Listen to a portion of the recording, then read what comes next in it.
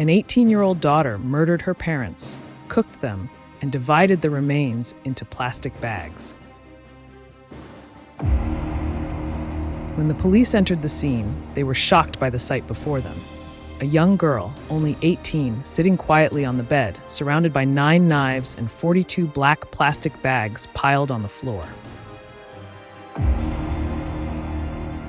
Inside those plastic bags were dismembered human body parts, and the most shocking revelation was the identity of the victims. They were none other than the girl's own biological parents. So why would a young girl take such drastic actions against her own parents? Was there a serious conflict between her and her family, or was there another hidden reason behind this act? Join us as we delve deeper into the details of this case in today's video. This is a true crime case adapted in a 2D style. In an old residential building in Zhongshan, Guangdong, a terrible stench filled the hallway, making life unbearable for the residents. Unable to tolerate it any longer, they quickly called the police to investigate. Following the overpowering smell, the officers approached a small room where the odor grew stronger. Without hesitation, they broke down the door. Inside the dark and cluttered room, a young girl named Qi Bingbing, just 18 years old, sat motionless on the bed. Her hair was tangled and matted, her eyes vacant and dull, showing signs of exhaustion and shock, as if she had been through something horrifying. She was covered only by an old blanket, long unwashed and stained with red blood marks. Right beside the bed lay an old, dull kitchen knife, seemingly a piece of evidence indicating her suspicious actions. 8 other knives lay scattered in a tub of water in the bathroom, still bearing traces of evidence. On the floor, 42 black plastic bags were neatly arranged around the room, creating a chilling and mysterious atmosphere. The police tried to suppress their nausea, covering their noses and mouths as they opened each of the black plastic bags one by one. Inside, they were horrified to find mixed body parts, blood, and flesh horrifyingly jumbled together. After regaining composure, they turned to the young girl and asked her seriously, "Where are your parents?" Qi Bingbing looked up and, with a calm, emotionless voice, told the police officers, "I killed them." Bingbing's words left everyone present at the scene in shock. As to the neighbors, she had always been seen as a dutiful and obedient daughter.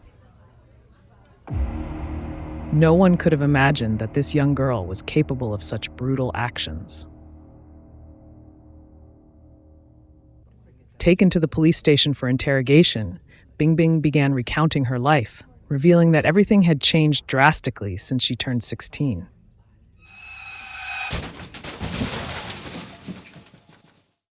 Her father had been in a serious car accident, and that incident had turned her family's life upside down.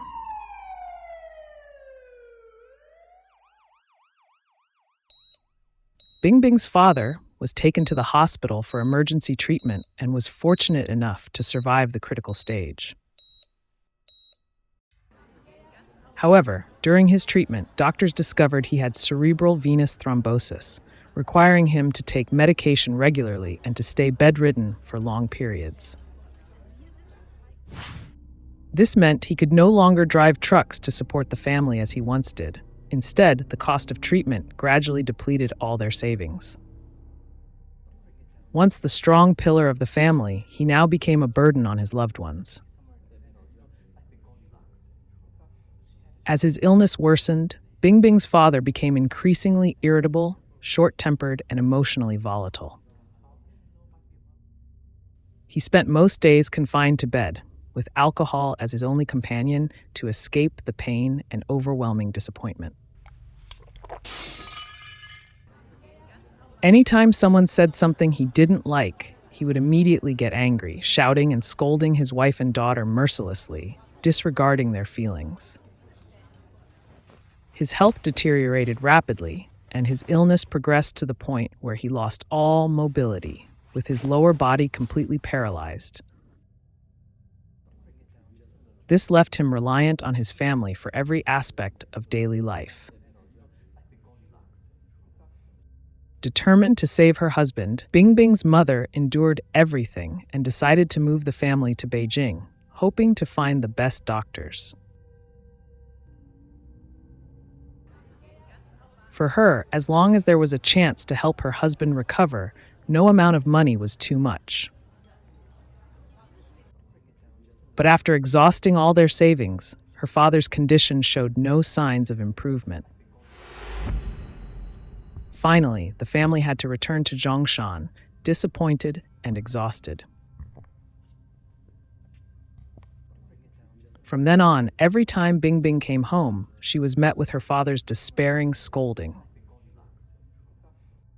Sometimes he would shout in anger, "Why not just let me die?" And other times he refused to take his medication, saying, "Why bother? It's just a waste of money. Death would be a relief."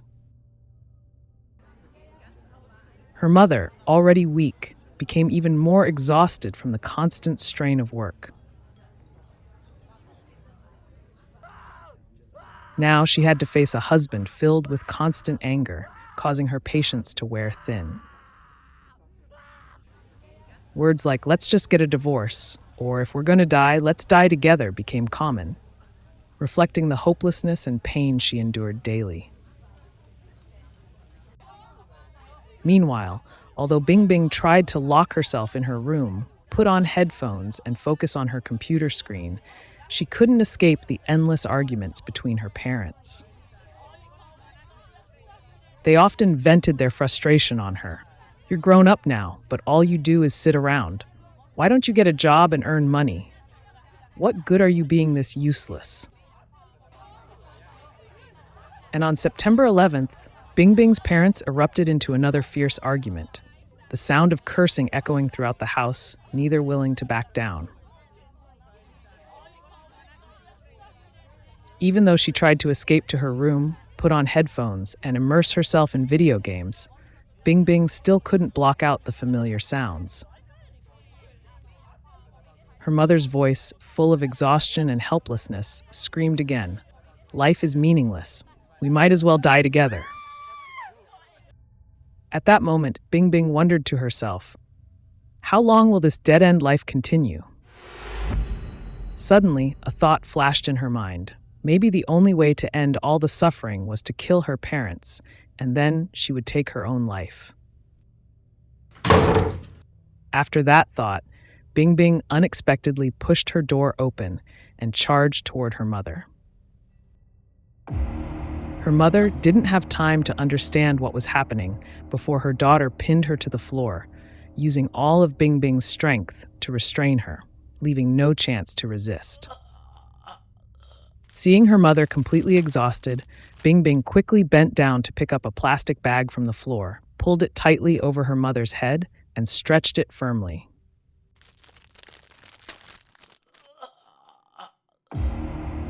On the face of the 18-year-old girl, all traces of innocence disappeared, replaced by cold determination, without hesitation or regret. For 30 minutes, despite her mother's struggling in agony, Bingbing didn't let go for even a second, resolutely keeping the plastic bag tight. When she saw that her mother had nearly stopped breathing, she coldly stood up and walked into her father's room. Just as before, she placed the plastic bag over her paralyzed father's head, who couldn't resist. 20 minutes later, of what was once a family of 3, now only Bingbing remained, along with 2 cold corpses. In that moment, her mind went blank, with no thoughts able to surface. But very quickly, she returned to her computer and began searching for ways to dispose of a body after committing murder.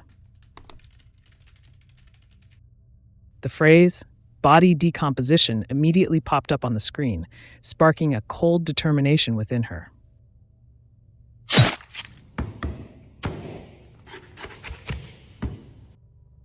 For the next 4 days, Bingbing locked herself in the bathroom, and with cold precision, she slowly dismembered her parents' bodies piece by piece. The process ruined 9 lives. Once, while going to the supermarket to buy more knives, she accidentally ran into the landlord. Seeing her alone, he curiously asked, "Where are your parents?" She calmly responded, "My grandmother's sick, so they went back to the countryside last night." When she returned and shut the door, she stood silently, staring at the blood-filled bathroom and the dismembered bodies. In a moment of impulsiveness, she grabbed a knife and slashed her arm, as if searching for a way to escape the haunting life she was trapped in.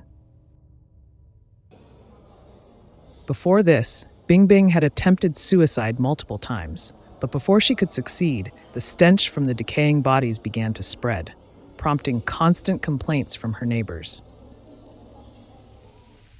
To cover it up, she tried following online instructions, cooking some parts of the bodies to reduce the smell.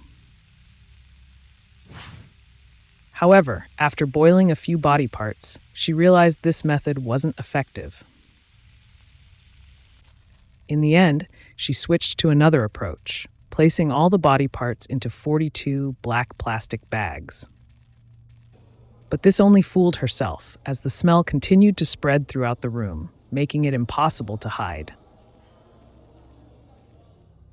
On September 15th, after receiving numerous complaints from nearby residents about the overwhelming stench coming from Bingbing's apartment, the landlord became worried and hurried to the door, knocking urgently in hopes of getting a response from inside.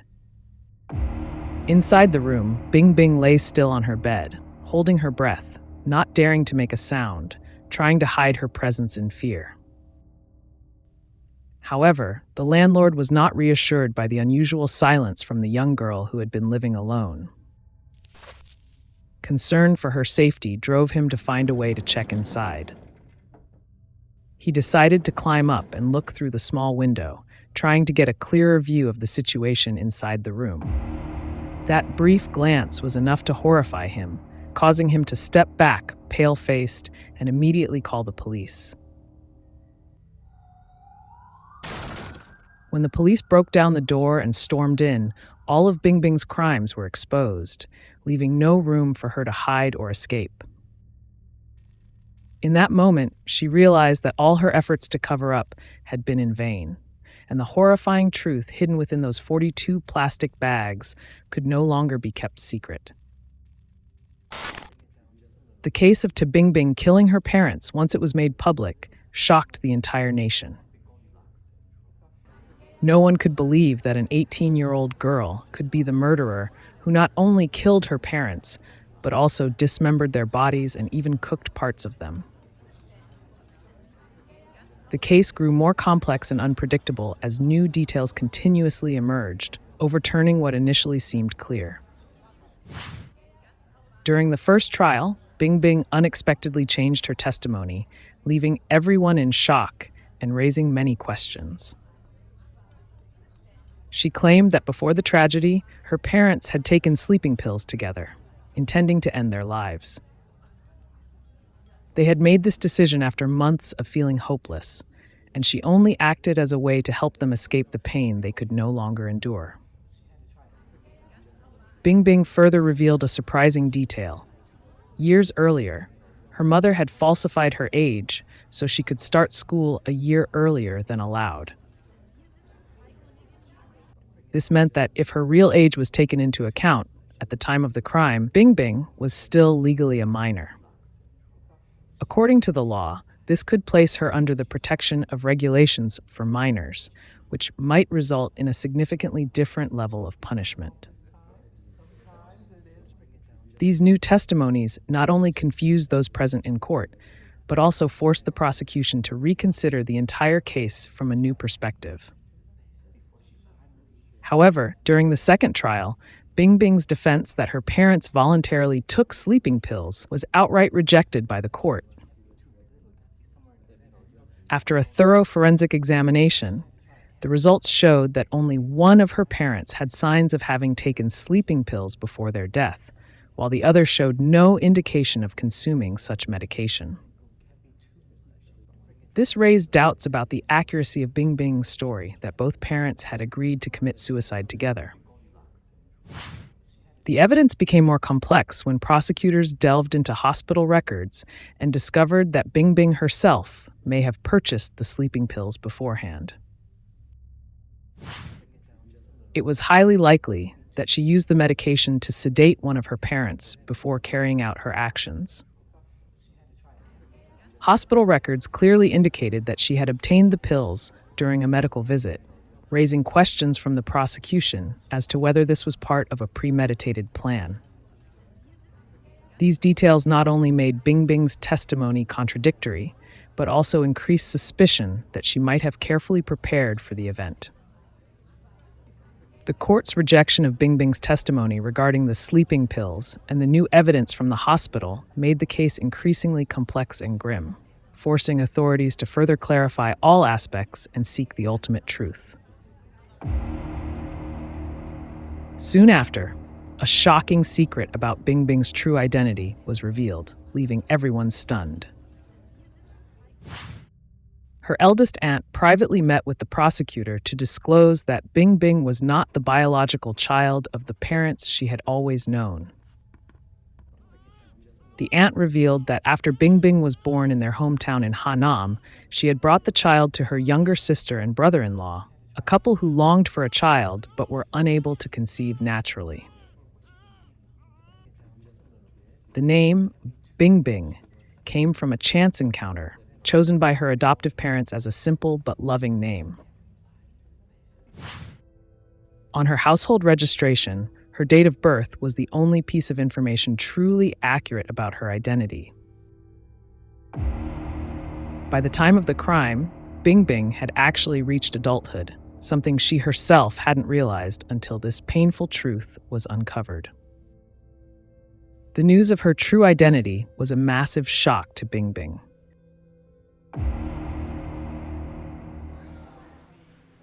From childhood to adulthood, she had always been loved and treated as their biological child, and she had never once doubted her bond with them.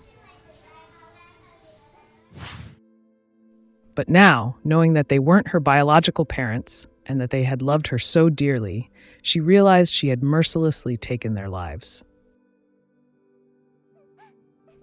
Overwhelmed by sorrow and regret, tears streamed down her face, each tear deepening the agony and guilt she could never erase.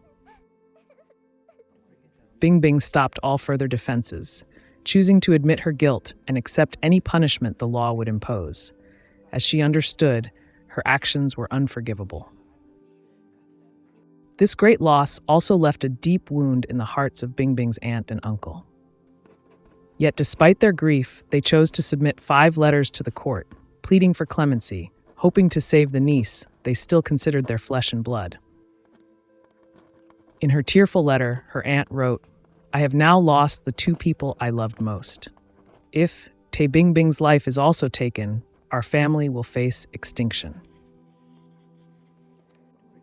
She continued to beg, "I earnestly plead with the court to consider my niece's circumstances. Please give her a chance to rebuild her life so that our family can have a sliver of hope amidst this pain."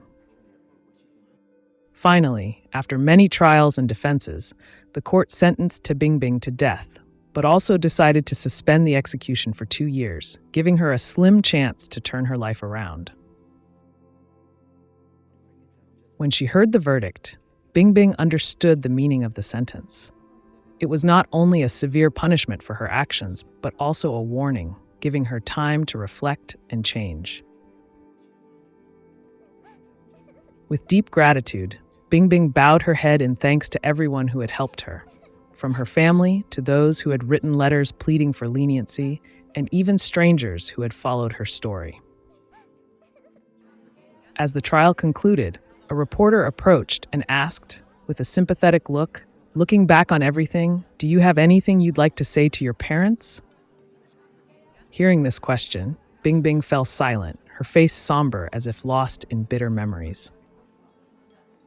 After a moment, she softly replied, her voice filled with remorse, "They were the best parents I could have had, and I let them down. I truly regret it." The reporter continued, bringing up the matter of her true identity. "How do you feel knowing they weren't your biological parents?" Upon hearing this, Bingbing lowered her head slightly, her voice growing faint, reflecting a deep inner pain. "The more I know this truth, the more guilty I feel, because they gave me everything I never expected." Now, the case of Tae Bingbing has gradually faded into the past, rarely mentioned by the public, and whether she truly repented remains an unanswered question. However, the heartbreaking tragedy of the Tae family is not just a case, but also a profound lesson, a warning about the importance of family education. This incident serves as a wake-up call, reminding parents that if the home becomes a place for unloading negative emotions and pressure, it will never be an ideal environment for nurturing children's mental well-being. Instead, those children may carry deep psychological scars, growing up in an oppressive atmosphere, lacking understanding and empathy. The tragedy of the Tae family is a poignant reminder of parents' responsibility to maintain a healthy family environment. By caring for the mental health of family members and learning to manage their own emotions, parents can create a truly peaceful space, giving their children the chance to grow fully. One reason Tae Bingbing's sentence was reduced was that the family environment was a significant factor contributing to her actions. When children live in a stifling, depressing, and hopeless atmosphere, they easily absorb and accumulate negative emotions from their parents, distorting their mental state and hindering healthy character development. Parents can also be caught in a vicious cycle of negative emotions, unable to escape, which can, in severe cases, lead to psychological and mental health issues. It is crucial to pay attention to the mental health of family members and know how to adjust and reduce stress and pressure within the home. Many parents still believe, "I've never pressured my child. How could they have mental issues?" But this blind confidence often creates an invisible pressure, causing parents to overlook the psychological problems their children might be facing. When children show signs like isolating themselves in their rooms, parents should engage in conversations, understanding their thoughts and feelings to foster closeness and improve parent-child relationships. Hopefully, the tragedy of the Tae family will never repeat, and all of us can create a warm, comfortable family atmosphere, nurturing a generation full of vitality and faith to move forward. Next, please follow the case. On November 23rd, a horrifying massacre occurred, resulting in the deaths of 6 members of the same family. Notably, the perpetrator wasn't a stranger, but a family member. The person responsible for this tragedy was 29-year-old Lee Lei, a relative within his own family. The unfortunate victims included his parents, wife, sister, and his 2 sons, one aged 6 and the other just 18 months. What could drive a man to such brutality, killing his entire family, and what led him down this path of inescapable crime? Join us as we explore the mysteries behind this haunting case in today's video.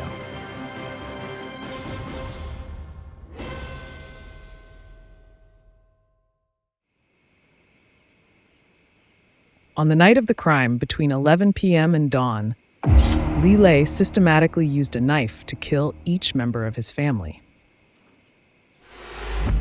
The first victim of his cruel attack was his wife, who had been by his side for many years.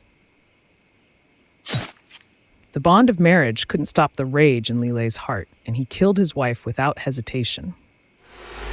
After killing his wife, he then targeted the rest of his family. His sister, who was playing on her computer at the time, was also mercilessly murdered. Next were his parents, the 2 people who had brought him into the world and raised him, and they too were not spared his brutality. At that point, only his two children were left in the house, one just 6 years old and the other only 18 months. In a fit of rage, Li Lei completely lost control. Instead of stopping, he continued to act coldly and heartlessly. Without hesitation, he turned his hands against his own children, the small lives he should have protected.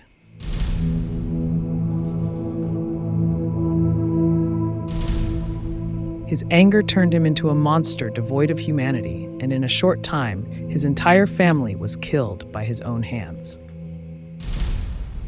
After murdering his entire family, his parents, wife, sister, and two small children, Li Lei stood in the house, now alone with the 6 lifeless bodies of his loved ones. Instead of being scared or feeling remorseful, he calmly and coldly wiped the blood off his body, as if what had just happened didn't concern him. The next day, Li Lei calmly left Beijing, following a prearranged plan with a friend to go to Shenzhen. He left as if nothing had happened and continued on his way to Sanya, where he planned to hide after committing the crime. However, his calm and cold demeanor couldn't last. On the way, the police tracked him down and quickly arrested him.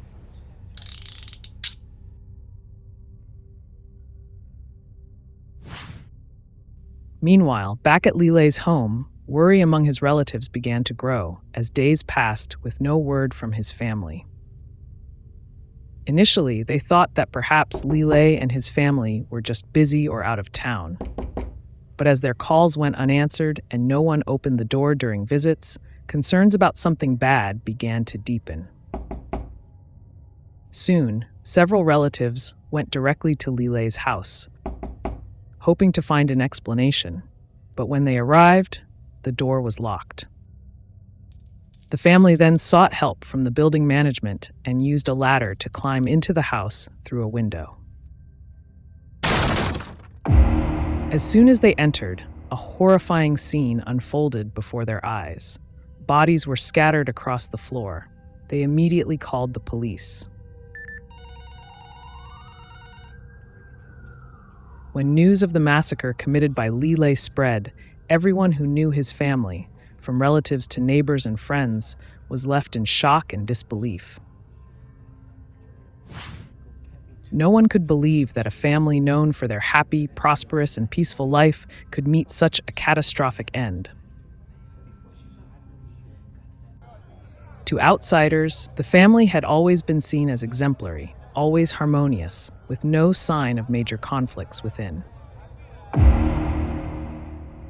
In just one night, that family was destroyed, and what horrified everyone the most was that the perpetrator was Li Lei, the son, husband, and father in the family.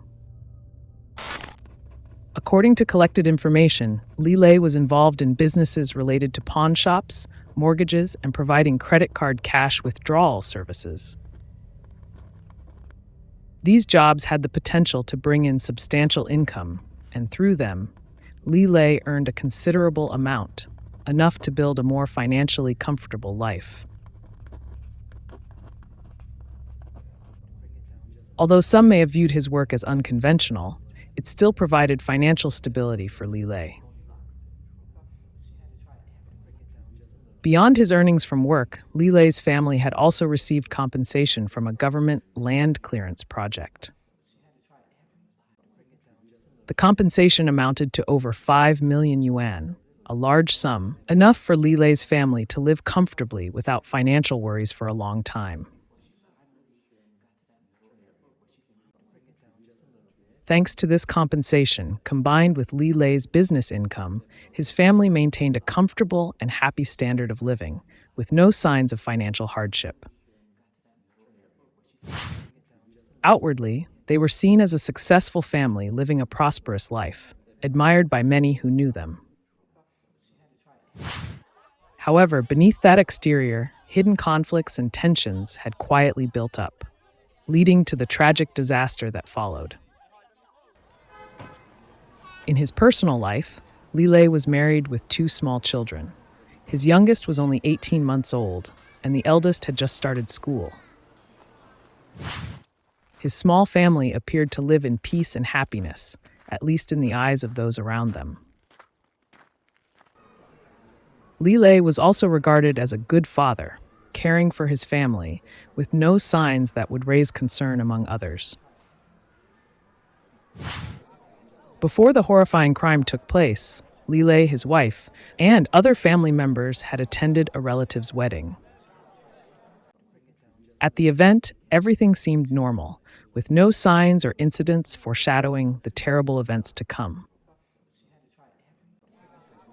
Those who attended, including family and friends, all saw Lilay behave normally, as he usually did at family gatherings. He appeared cheerful, sociable with everyone, without any behavior or expression that drew attention or caused concern.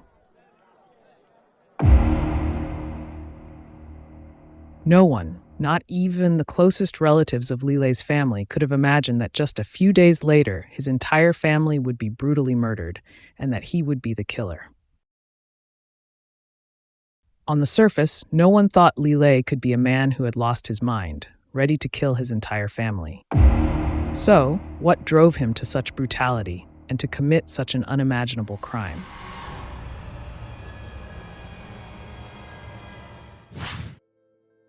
And when Lilay's confession was made public, the story began to become clearer. Lilay was born into a family where his parents' expectations for their children were always exceedingly high. From a young age, his parents constantly emphasized that he had to become successful, attain social status, and most importantly, make them proud. They believed that in doing so, Lilay would not only benefit himself, but also bring honor to the entire family. However, these expectations didn't stop at motivational words or encouragement. They turned into strict, demanding requirements in both his studies and daily life. From the moment he entered elementary school, Lilay faced unavoidable pressure from his parents. They demanded that he be the top of his class, not make any mistakes, and always follow strict family rules. If not, he would face severe punishments.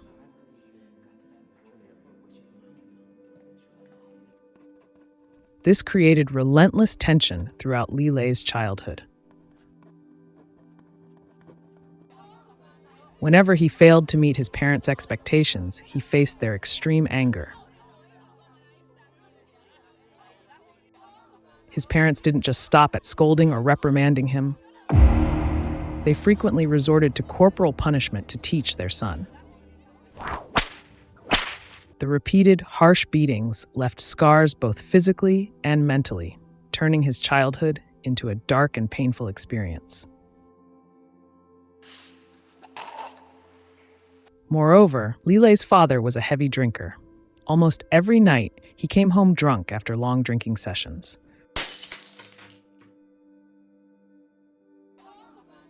In his drunken state, he lost control and often took out all his frustrations and anger on his son. On nights when his father came home drunk, Lilay knew he would have to endure his father's violent behavior. His father had no hesitation in using a belt to unleash his rage on Lilay's young, fragile body, sometimes without any clear reason.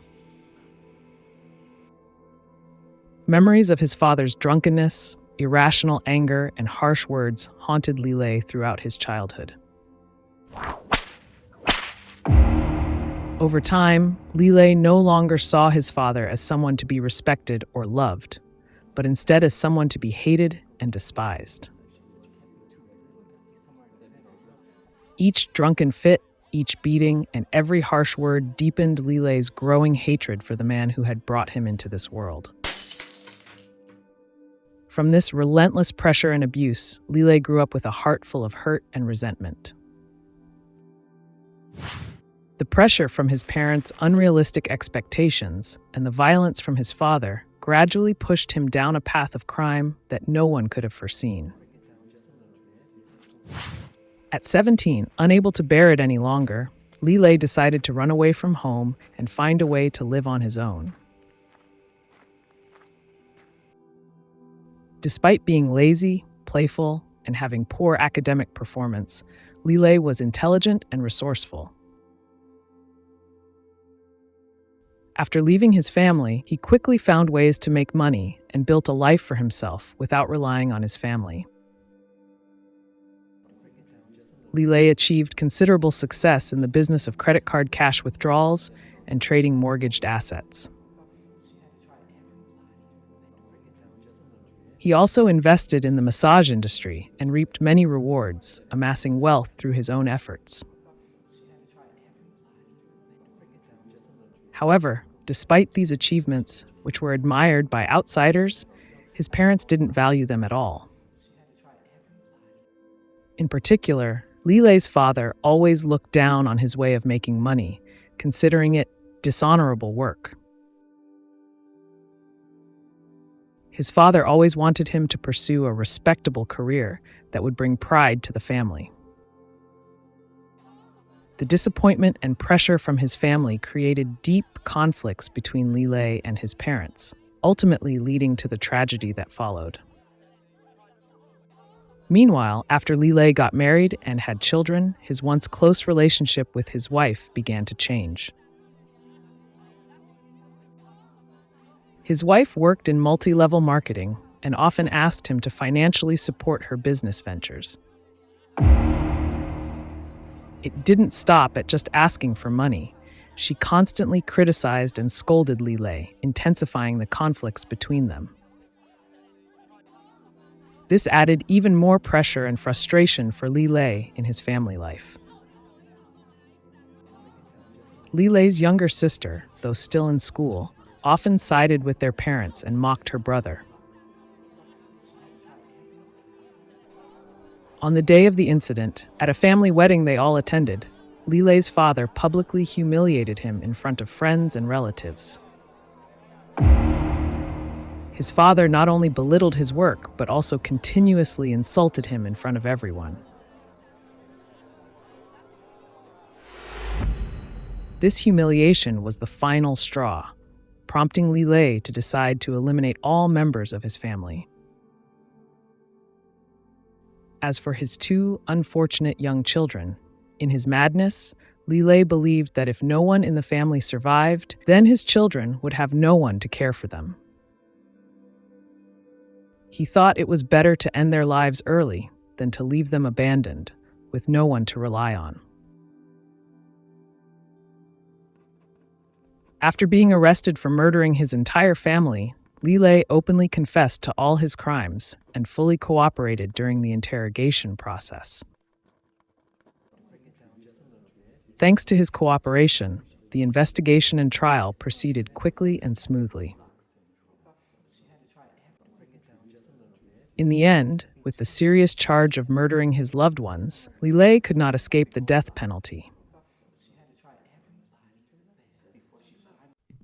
Before his execution, following customary procedure, Lilay was allowed a final 10-minute visit with his family. His uncle and aunt came to see him, listening to his final words. In those moments facing death, Lilay expressed deep remorse. He said that if he could start over, he would cherish his previous life and never act so cruelly toward his loved ones. Lilay's uncle, who had once been furious and wanted to attack him in court, had by this point calmed down. He listened to Lilay's final apology and realized that Lilay was suffering from deep inner torment and regret. Lilay admitted that after everything he had done, he couldn't face the loved ones he had so cruelly killed with his own hands. In his final moments, Lilay pleaded that when he was buried, he not be laid to rest alongside the people he had murdered. After speaking, Lilay, shackled and handcuffed, knelt down and bowed before his uncle and aunt. Looking objectively, it's clear that Lilay's family also made mistakes in the way they treated him. contributing to the tragedy. In particular, his father's failure to provide Lilay with proper guidance from a young age led to the formation of extreme resentment in him. As he grew older, Lilay's parents never offered him the understanding or support he needed. The lack of communication and mutual understanding between parents and children deepened the gap between them, ultimately leading to the tragic outcome. Although during his confession, Lilay mentioned being abused by his father as a child as a reason to justify his brutal actions, this does not lessen his legal responsibility for what he did.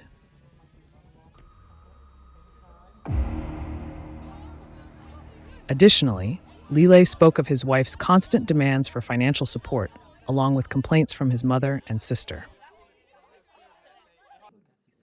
Many believe that the main cause of Lilay's twisted personality largely stems from his childhood experiences, especially with his father. Lilay's father frequently beat him whenever he was drunk, trying to use violence to discipline his son in hopes that he would succeed in the future. However, this violent method of parenting was deeply flawed. This is what fueled Lilay's hatred toward his father. Even after Lilay grew up and made his own money, their relationship did not improve. Lilay's father still did not acknowledge his work, considering it an illegitimate profession. He regularly belittled and scolded Lilay, which only further fueled the hatred inside him. If, before the crime happened, the family had sat down with Lilay, listened to, and sincerely shared with each other, perhaps this horrific tragedy could have been avoided. However, family conflicts can never be an excuse for murder. No matter the circumstances, Lilay's way of resolving things not only defied societal moral standards, but also severely violated the law. This cruel act could not escape justice, and Lilay had to pay for the crime he committed. Although outwardly appearing to be a happy and perfect family, there were hidden conflicts and tensions within. Lilay's family is a prime example of how everyone had their own secrets and emotions, leading to an unspoken rift between members. The tension and accumulation of negative emotions over time gradually broke down the close relationships between parents, spouses, siblings, and children.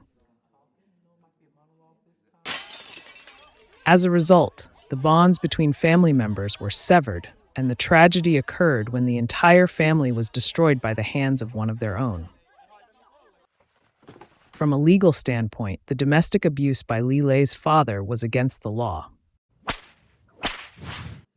Lilay could have sought legal measures to protect himself and seek help.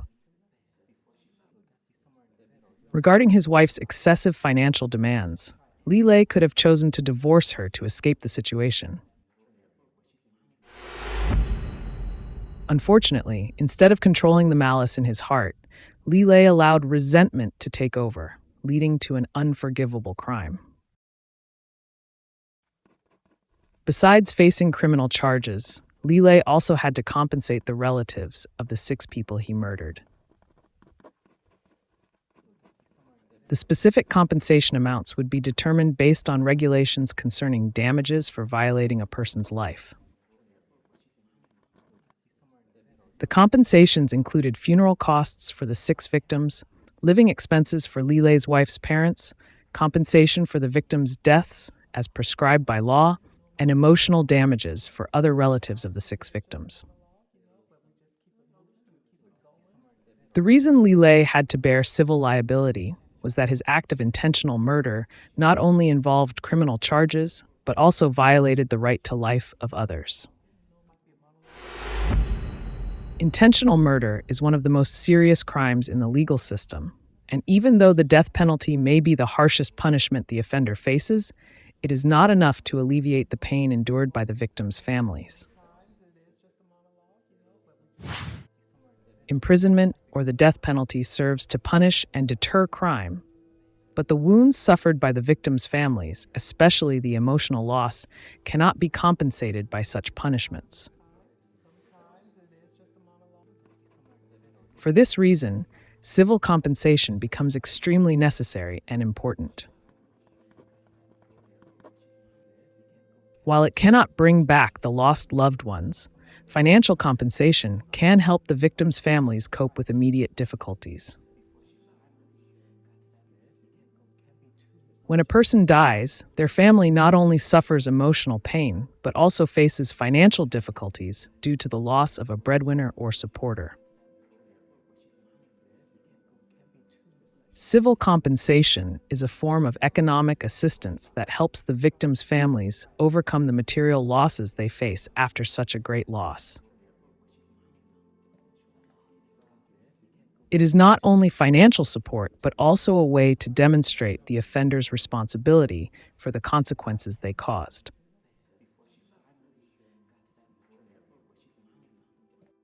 Compensation is not just about economic help. It symbolizes recognition of the damage that the victims' families have endured. It shows that society and the law not only focus on punishing the offender, but also have a responsibility toward the victims who have lost loved ones and are left with unhealable pain. While financial compensation cannot fully heal the emotional wounds, it can somewhat ease the pain and help the victims' families move forward and overcome their immediate challenges.